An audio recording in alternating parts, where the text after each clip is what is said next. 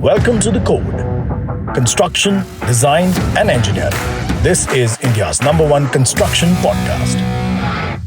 Hi and welcome back to The Code, India's #1 construction podcast. मेरा नाम ऋषभ अग्रवाल है. मैं आपका बिल्ड मेट फ्रेंड हूँ. इससे प्रीवियस एपिसोड में हमने बात करी थी कि साइट इंजीनियर के क्या रिस्पॉन्सिबिलिटीज़ होती हैं और क्या जिम्मेदारियाँ होती हैं. अब हम बात करेंगे साइट सुपरवाइज़र के बारे में. क्या आप नए बिल्डर हैं, क्या आप अपना नया मकान बना रहे हैं, या क्या किसी भी तरीके का रेनोवेशन जॉब आप शुरुआत कर रहे हैं अपने खुद के लिए. क्या आपने कोई साइट सुपरवाइज़र अपॉइंट किया है या करना चाहते हैं, या आपके कॉन्ट्रैक्टर या आपके इंटीरियर डिज़ाइनर या आपके इंटीरियर कॉन्ट्रैक्टर आपको कोई एक सुपरवाइज़र दे रहे हैं. तो उस सुपरवाइज़र के क्या रोल्स होने चाहिए. आई थिंक ये बहुत ज़रूरी है कि आप ये समझ जाएं ताकि आप सही इंसान का चुनाव कर सकें, ताकि आप सही पर्सन को अपॉइंट कर सकें. शुरुआत करते ही सबसे पहले साइट सुपरवाइज़र की एक जिम्मेदारी होती है, वो है लीडरशिप. लीडरशिप का मतलब होता है कि एक बेसिक लीडरशिप स्किल होनी चाहिए एक साइट सुपरवाइज़र में, क्योंकि उसने साइट पर लेबर मैनेज करनी है, वर्कर्स को मैनेज करना है, टेक्नीशियंस को मैनेज करना है, इंस्टॉलर्स को मैनेज करना है. कई तरीके की एजेंसीज लगती हैं एक साइट के ऊपर. उन एजेंसीज को ठीक से काम करने के लिए, प्रतिबद्ध होने के लिए आपके साइट सुपरवाइज़र को सही नॉलेज होनी चाहिए और उनके पास वो बेसिक लीडरशिप स्किल्स होनी चाहिए ताकि वो टीमें ठीक से फंक्शन कर सकें. कई बार जब 5, 10, 15, 20, 25 लोग एक साइट पर होते हैं या उससे ज़्यादा लोग एक साइट पर होते हैं, तो कभी कोई लड़ाई झगड़ा, कोई डिसएग्रीमेंट भी होता है. उसको रिजॉल्व करने के लिए भी बेसिक लीडरशिप स्किल आपके साइट सुपरवाइज़र में होनी चाहिए. अब कोई भी कंस्ट्रक्शन साइट होती है वो एक हैजार्डस जोन होता है. It's something which is wrapped with a lot of machinery. Drill machines होती हैं, नेल्स होते हैं, कील, स्क्रूज, हर तरीके की पॉइंटेड आइटम्स होती हैं. डिफरेंट फ्लोर लेवल्स होते हैं, तो हो सकता है एक सर्टन हाइट पर काम हो रहा हो. बैल्कनीज होती हैं, ग्लास वर्क होता है, इलेक्ट्रिकल वर्क होता है, पानी के लिए प्लम्बिंग का वर्क होता है. So it's a hazards zone जहाँ कई बार बहुत सारे मटीरियल्स या बहुत सारे लोग एक साथ काम कर रहे होते हैं. सो साइट सुपरवाइज़र का काम बनता है कि जो निर्देश उनके साइट इंजीनियर ने या उनके प्रोजेक्ट मैनेजर ने उनको दिए हैं, उनको ठीक से वो उन नियमों का पालन करें, specially when it comes to safety. तो सेकंड रिस्पॉन्सिबिलिटी हो गई एनफोर्सिंग सेफ्टी ऑन साइट. और उनका काम सिर्फ उन नियम कानून को किसी को बताना नहीं है, उनका काम इंश्योर करना है कि वो सेफ्टी के नियम कानून ठीक से फॉलो हो रहे हों. सबने सेफ्टी शूज़ पहने हों, जहाँ हेलमेट्स की ज़रूरत है वहाँ हेलमेट्स हो, जो भी सेफ्टी इक्विपमेंट है. कई बार साइट्स के बाहर इंसान लटक के काम करते हैं, तो सेफ्टी बेल्ट्स, रोप्स और बहुत सारी चीज़ें लगती हैं वो सब काम को करवाने में. सो साइट पर सेफ्टी मेंटेन करना एक बहुत बड़ी जिम्मेदारी है साइट सुपरवाइज़र की. कोई भी साइट सुपरवाइज़र एटलीस्ट इतनी कंस्ट्रक्शन नॉलेज रखता हो जहाँ बेसिक से थोड़ी अबव एवरेज नॉलेज उनके पास हो. ऑफ कोर्स मैं ये नहीं कहूँगा कि वो एक सिविल इंजीनियर जितनी नॉलेज रख सकते होंगे, बट अगर किसी चीज़ की नॉलेज उनको नहीं है, so I think they should consult their site engineer और they should talk to their managers जो भी साइट पर उनको मैनेज कर रहे हैं. साइट पर कई तरीके के जुगाड़ होते हैं. बेसिक जुगाड़ की परमिशन, अनुमति उनको होनी चाहिए, लेकिन अगर कोई भी तकनीकी जुगाड़ करना है या किसी भी तरीके का ऑर्गेनाइजेशनल जुगाड़ करना है, so I think they need to refer back to their site engineer. तो उन्हें अपने सीनियर से या किसी साइट इंजीनियर से या सिविल इंजीनियर से बात करनी चाहिए और तब वो डिसीजन उनको लेना चाहिए. एक बहुत महत्वपूर्ण काम होता है उनका, वो होता है कोऑर्डिनेशन. किससे? सब कॉन्ट्रैक्टर से. जितने भी पेंटर्स, प्लम्बर्स, कारपेंटर्स, आपके glass work, welders, what not, बहुत तरीके के आपके साइट पर एक सब कॉन्ट्रैक्टिंग टीम्स लगती हैं. उन सब से कोऑर्डिनेशन करने की जिम्मेदारी साइट सुपरवाइज़र की है. और कोऑर्डिनेशन में कई चीज़ें आ जाती हैं कि अगर कोई टीम काम करने आ रही है, उनके रिक्विजिट मटेरियल साइट पर होने चाहिए, अदरवाइज वो आकर आपका समय ख़राब करेंगे. That should not be done. It is very important that the site supervisor makes sure कि उन्हें क्या चाहिए उन सब कॉन्ट्रैक्टर्स को, और किस तरीके के मटेरियल्स वहाँ उपलब्ध होने चाहिए, किस तरीके की वर्क मूवमेंट या चाल अवेलेबल होनी चाहिए, स्पेस क्लियर होनी चाहिए जहाँ वो बैठ के काम करेंगे, ताकि वो काम पूरा ठीक से एग्जीक्यूट हो सके. एक बेसिक कंस्ट्रक्शन नॉलेज रखने वाले साइट सुपरवाइज़र की जो सबसे ज़रूरी मुझे लगता है जिम्मेदारी है, तकनीकी जिम्मेदारी वो है ब्लूप्रिंट्स को पढ़ना, ड्राइंग्स को पढ़ना, उनको समझना कि कहाँ पर क्या आ रहा है। अगर कोई लाइट फिक्सचर्स की ड्राइंग है, they must understand the basic definition with in that drawing, तब वो ठीक से काम करवा पाएंगे। अगर उन्हें वो नहीं समझ में आ रहा है, like I said, they need to speak to the seniors या अ साइट इंजीनियर। साइट पर जब आर्किटेक्ट विजिट हो या इंजीनियर विजिट हो या किसी भी तरीके का तकनीकी विजिट हो, और उस साइट मीटिंग में कई सारी एजेंसीज को बुलाया जाता है, वहाँ साइट सुपरवाइजर का होना बहुत ज़रूरी है। ड्यूरिंग दैट मीटिंग जो भी डिसीजंस लिए गए हैं, साइट सुपरवाइजर को वो एक एक डिसीजन नोट करना चाहिए अपनी डायरी में, अपनी लॉगबुक में, और उन डिसीजंस के बेसिस पर आगे फ्यूचर में काम करवाना चाहिए। अगर वो लिख नहीं रहे हैं, they are not making note of the ideas discussed, then I do not think कि जितनी भी आपने वो मीटिंग की है उसका कोई इफेक्ट आना है, क्योंकि इवेंचुअली साइट पर साइट सुपरवाइजर ने काम करवाना है, उन्होंने उस निगरानी में, अपनी निगरानी में वो काम करवाना है। और अगर वो विजिलेंट नहीं है, अगर उन्होंने नोट्स नहीं बनाए हैं, तो इतनी ह्यूमन ब्रेन रिटेंशन उस मोमेंट में नहीं होती है, क्योंकि एक साइड मीटिंग में कई तरीके के एस्पेक्ट्स डिस्कस होते हैं और वो सब जब तक लिखे नहीं जाएंगे उनको रिटेन नहीं होंगे। So a good site supervisor needs to make notes within that site meeting, और उसमें उनका होना बहुत ज़रूरी है।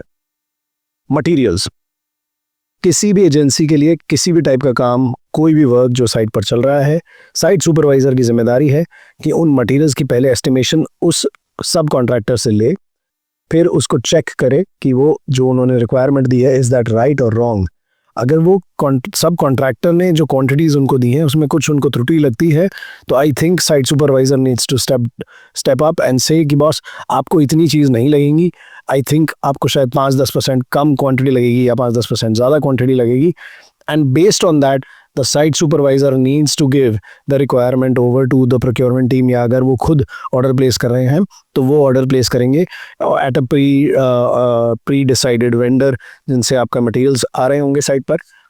मटेरियल ऑर्डर करने के बाद जब वो मटेरियल डिलीवर होंगे, उन मटेरियल्स को रिसीव करने की जिम्मेदारी भी साइट सुपरवाइजर की, and to make sure that the quantity is right, the quality is right, and it was delivered on time within the time frame, and it is stored or unloaded in a proper area on that site। तो ये जिम्मेदारियां सारी material management की site supervisor के पास आती हैं। Material के साथ साथ इक्विपमेंट भी होता है। कई बार ये होता है कि सिर्फ मटेरियल नहीं है, अगर आपके पास सिलिकॉन आया तो सिलिकॉन गन नहीं है, so you need all those equipments also which are required to install और use that material on site. तो वो इक्विपमेंट का ऑर्डर डालना या अपने सब कॉन्ट्रैक्टर्स के इक्विपमेंट की क्वालिटी को चेक करना, सब चीज़ की जिम्मेदारी साइट सुपरवाइज़र की है। अगर इक्विपमेंट प्रॉपर नहीं है तो कई बार हो सकता है कि काम करने में अड़चन आए या कोई सेफ्टी हज़ार्ड हो, so it is better to check the availability of the equipment and the functionality of the equipment. ये सब जिम्मेदारी साइट सुपरवाइज़र पर आती है। एक और महत्वपूर्ण हिस्सा है साइट सुपरवाइज़र की जिम्मेदारी का, वो है सेफ्टी ऑडिट या फिर किसी भी तरीके का साइट पर इंस्पेक्शन। सुबह सबसे पहली जो ड्रिल होती है किसी भी एक अच्छी साइट पर, वो होती है साइट के अलग अलग सेक्शंस में जाके विजिट होना और वहाँ पर मटेरियल्स की क्लियरेंस देखना, किसी भी तरीके के सेफ्टी हज़ार्ड का वहाँ प्रेजेंट होना, अगर है तो फिर उसकी रेमेडी करना, and then the teams are allowed to go and work in those zones। किसी भी जोन में, especially when you're working on a height, you have to make sure कि अगर किसी तरीके की स्कैफोल्डिंग लगी है, किसी तरीके का कोई सिस्टम लगा है, then it needs to be checked for sturdiness। ये इस तरीके से कई सारे चेकलिस्ट या कई सारे तरीके के चेक पॉइंट्स होते हैं जो एक साइट सुपरवाइजर की जिम्मेदारी बनती है कि ठीक से चेक किए जाए, so that he can ensure safety। कोई भी वर्कर अगर कैलस एटीट्यूड रखता है, डिसिप्लिन की कमी होती है और वो सेफ्टी इक्विपमेंट पहनने में आनाकानी करता है, तो साइट सुपरवाइजर को उसी मोमेंट पे उस वर्कर को साइट पर काम नहीं करने देना चाहिए, and they should make sure that they use proper safety equipment while working on the site. ये सब जिम्मेदारियां साइट सुपरवाइजर की है। नाम सजेस्ट करता है कि साइट सुपरवाइजर, तो सुपरविजन का काम भी उनका है। सुपरविजन में क्या क्या आता है? सुपरविजन में जो टास्क असाइन किए गए हैं सब कॉन्ट्रैक्टर्स को, क्या वो टाइम से आए, क्या उन्होंने कितने घंटे काम किया, लंच के टाइम पर क्या वो सही टाइम पर रुके, क्या वो सही टाइम पर दोबारा शुरू हुए, किसी तरीके का टाइम वेस्टेज या साइट पर किसी तरीके का कैलस एटीट्यूड या किसी तरीके का नशीले पदार्थों का कोई सेवन साइट पर नहीं होना चाहिए। बेसिक मेंटेनेंस ऑफ डिसिप्लिन हालांकि ये जिम्मेदारी बड़ी टीम्स की भी होती है, उनके सीनियर्स की भी होती है, बट साइट सुपरवाइज़र के नीचे जो टीम्स होती हैं वो उनकी बात सुनती हैं, उन्हीं से वो बात करती हैं और उन्हीं की जिम्मेदारी इमीडिएटली बनती है। The first man of defence is that site supervisor, जिसको इंश्योर करना है कि साइट पर हर तरीके का अनुशासन बना रहे। That is probably one of the best things to do, कि आप अपने साइट सुपरवाइज़र को बोलें कि वो खुद हर तरीके का अनुशासन का पालन करें। किसी तरीके का कोई गलत गतिविधि, गलत एक्टिविटी साइट पर नहीं होनी चाहिए। No criminal activity should be done on the site. All verified workers need to be there. सबके आईडीज़ का जमा करना, उनके अटेंडेंस लगाना, एक बेसिक डिसिप्लिन का कल्चर बनाना उस साइट सुपरवाइज़र के हाथ में बहुत ज़रूरी होता है। काम पूरा होने के बाद, दिन की शिफ्ट ख़त्म होने के बाद ऐसा नहीं होना चाहिए कि people stay back and they start drinking on the site. काम ख़त्म होने के बाद जब आपकी शिफ्ट पूरी हो गई है, site supervisor needs to sign the labour और द टीम्स आउट। उन्हें लिखना चाहिए कि कौन कितने बजे गया और कितने लोग आए थे सुबह और कितने लोग गए।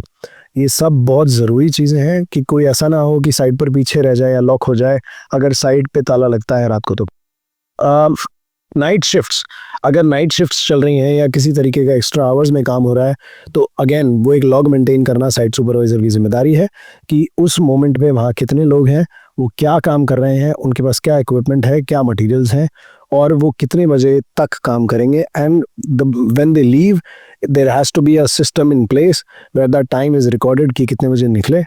और बहुत बेसिक सी चीज़ें हैं, कई साइट्स पर आज की डेट में गार्ड्स अवेलेबल होते हैं। सो guards can do the checking work, but site supervisor needs to ensure कि किसी भी तरीके से कोई भी इंसान पीछे ना छूट जाए या किसी भी तरीके से कोई भी इंसान मौके का फ़ायदा उठा के साइट पर पेटी थेफ्ट या इस तरीके का कोई काम या पिलफरेज ना करे। साइट सुपरवाइज़र की एक जिम्मेदारी और है, वो है inspection of the job done on the site. अगर पत्थर वाले ने पत्थर लगा दिया है तो उसको जाकर इंस्पेक्ट करना कि पत्थर सही से लगा है, कोई हॉलो स्पॉट नहीं है, कॉर्नर्स ठीक से मीट हुए हैं, एडेसिव ठीक से यूज़ हुआ है। बेसिक चीज़ें, क्वालिटी चेक, ये काम का इंस्पेक्शन जो करना है, ये जिम्मेदारियाँ सारी साइट सुपरवाइज़र की हैं। काम करवाना आसान है, ठीक से काम करवाने का चैलेंज अलग है। And a good site supervisor knows the difference between the two. Team के शेड्यूल बनाना वर्क फ्लो के अकॉर्डिंग। हालांकि जिन साइट्स पर साइट इंजीनियर्स होते हैं या प्रोजेक्ट मैनेजर्स होते हैं, ये सब टॉप डाउन मिलता है।